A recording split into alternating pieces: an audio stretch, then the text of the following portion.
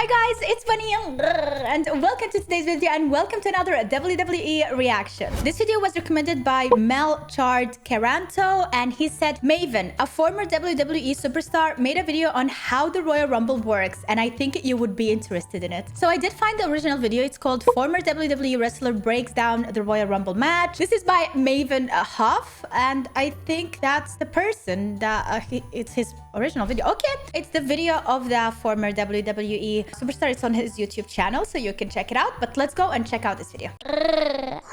Hey guys, Maven here. Now, the Royal Rumble is one of the WWE's biggest events each and every year, and I've competed in a few of them, so this video is going to be all about that. We're going to talk about how the match gets put together. I'm going to lay out some secrets of the Rumble and talk about how Hey, brother, are you even allowed to do that? You know, you signed something, you know, and you can't say stuff. WWE pulls the match off seamlessly each and every year. So planning for the Royal Rumble actually starts a little bit before you probably think it does. It looks like a pharaoh. After SummerSlam. Now, why is this? Because in essence, all you're planning for is your following year's WrestleMania. And since the winner of the Rumble punches their ticket to the main event of WrestleMania, you're planning that out months in advance. So the first thing you need to figure out when planning the Rumble is who is going to be competing for the world title at WrestleMania.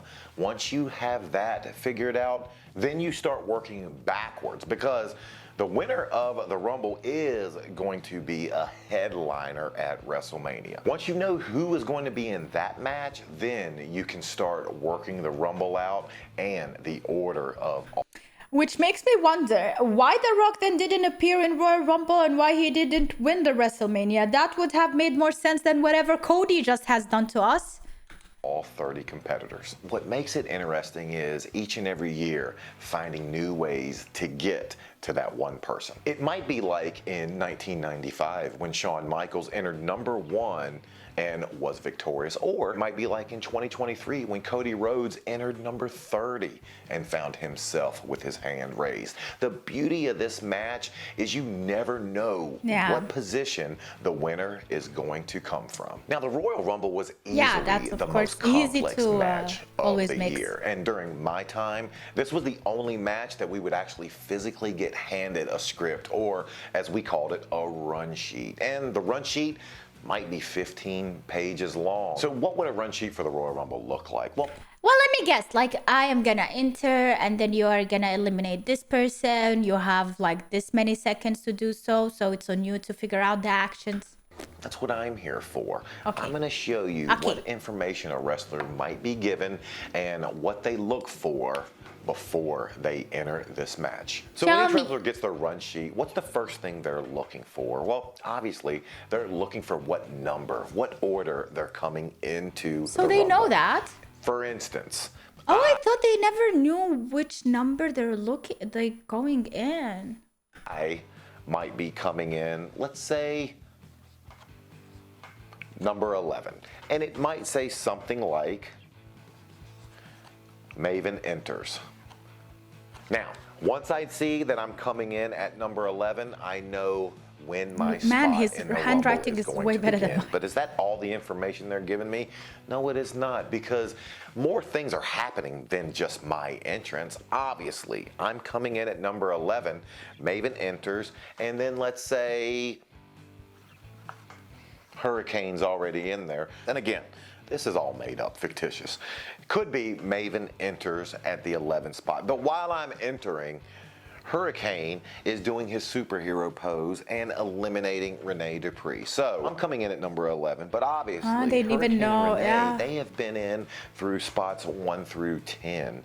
So this run sheet obviously tells me when I'm coming in, but keeps the action. Are you trying to tell me that backstage you cannot even hear the intro music of the person going before you? Like, I bet they could at least hear that. Are they like sitting in dungeons with like soundproof headphones, not having any clue what's happening out there? Going. So what would happen next? Well, let's jump straight to number 12. So let's say in number 12 spot, Edge is entering, and he enters hot. Edge enters and spears Regal. And during this time, Kane eliminates Hurricane. So obviously, what do we know from this run sheet? Well, we know since Edge is coming in at the number 12 spot and immediately spears Regal, Kane is eliminating the Hurricane. So that tells me that both Regal and Kane were also in that 1 through 10 spot. They've been in the match.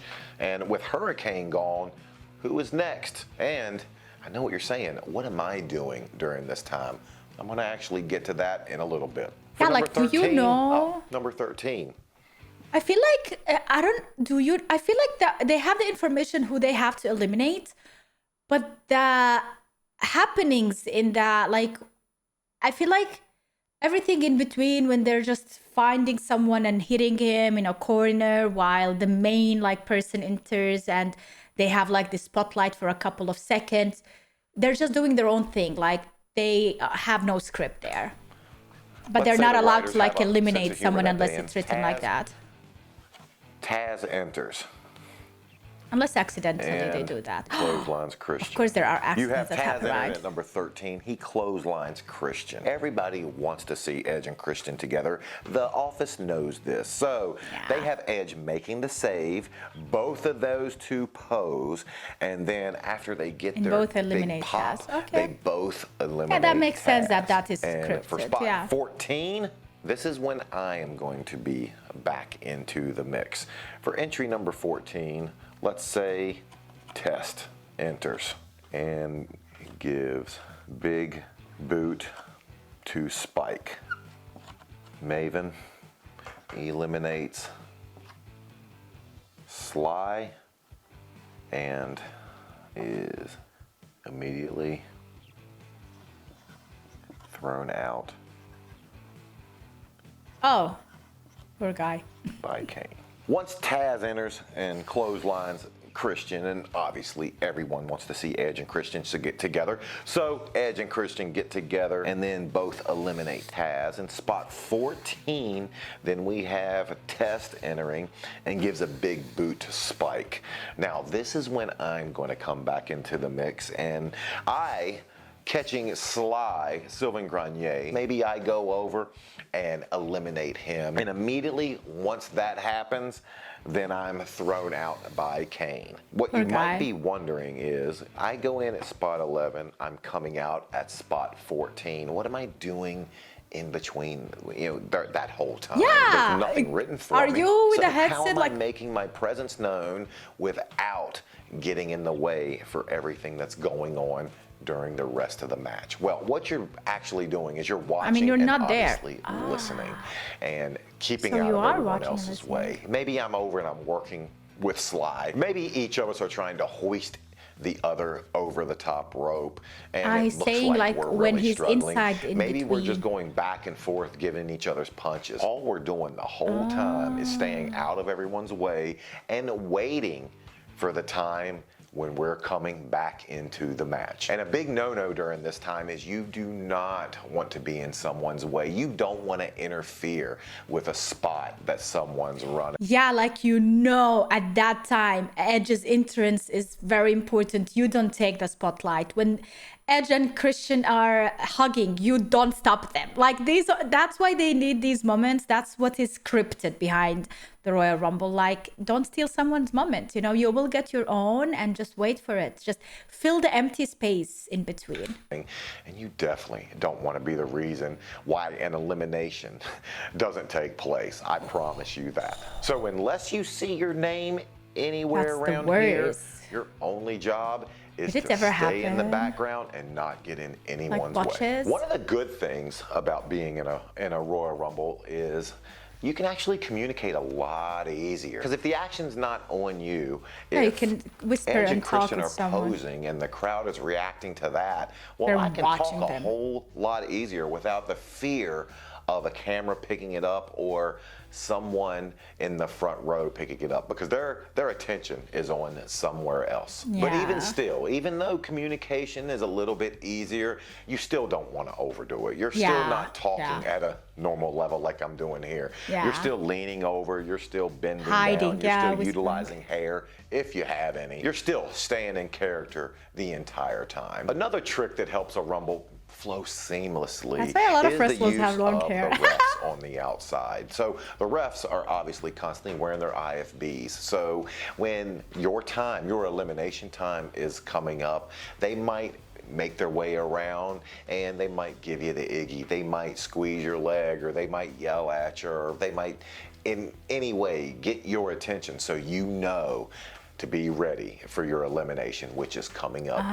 shortly. But this is live. See, that's actually a really cool thing that he told us, because now if you can pay attention to the referee a bit more during a Royal Rumble, if you see him squeezing someone down or something, you know something is happening with that wrestler next. Live TV, and the unexpected sometimes does happen. So what do? How do you cover it up? Let's use my example, for instance. I'm supposed to be eliminated by Kane here, but let's say he accidentally, prematurely gets eliminated earlier than that. Yeah, what happened? What am I gonna do?